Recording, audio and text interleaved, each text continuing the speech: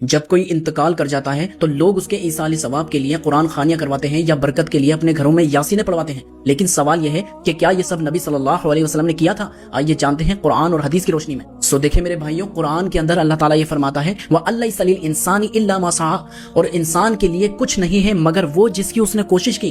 مطلب یہ کہ اگر آپ نے خود قرآن پڑھا ہوگا یا خود نیک عمل کیے ہوں گے یا مرنے کے بعد اپنے پیچھے نیک اولاد چھوڑی ہوگی، جو کچھ بھی وہ نیک عمل کرے گی اس کا ثواب آپ کو ملتا رہے گا، بس ان کے علاوہ کسی اور چیز کا ثواب مرنے والے کو نہیں پہنچتا میرے بھائیوں۔ مثال کے طور پہ ذرا سوچیں، اگر کسی اسٹوڈنٹ کا ایگزام ہو اور وہ پیسے دے کر کسی اور کو یہ بولے کہ آپ میرے بدلے پیپر دے دو، تو مجھے بتائیں کہ کیا وہ پاس ہو جائے گا؟ تو پھر یہ کیسے ہو سکتا ہے کہ جس بندے نے اپنی پوری زندگی کے اندر قرآن کو کھول کر تک نہیں دیکھا، اور آپ مدرسے کے بچوں کو بلوا کے مولوی کو پیسے دے کے قرآن پڑھوا کے یہ سوچیں کہ ثواب پہنچ گیا، جبکہ یہ طریقہ نہ نبی علیہ السلام سے ثابت ہے نہ صحابہ کرام سے ثابت۔ مجھے بتائیں کہ کیا نبی علیہ السلام نے کسی میت کے لیے ایسا مجمع جمع کر کے قرآن ختم کروایا، یا صحابہ کرام کو اپنے والدین بیوی بچوں سے محبت نہیں دی جو انہوں نے یہ کام نہیں کیا اور آج آپ کر رہے ہیں؟ مجھے پتا ہے کہ اب آپ کہیں گے کہ برکت کے لیے تو پڑھ سکتے ہیں نا، قرآن ہی تو ہے، کوئی غلط چیز تھوڑی پڑھ رہے ہیں۔ دیکھیں، قرآن پڑھنا بالکل اچھی بات ہے، لیکن کوئی بھی عمل صرف اس وقت خاص کیا جا سکتا ہے جب وہ نبی علیہ السلام یا صحابہ کرام سے ثابت ہو۔ صحابہ کا اسٹیٹس تو یہ تھا کہ جب عبداللہ بن عمر رضی اللہ تعالی عنہ کے سامنے ایک شخص کو چھینک آئی نا، تو اس نے کہا الحمدللہ والسلام علی رسول اللہ۔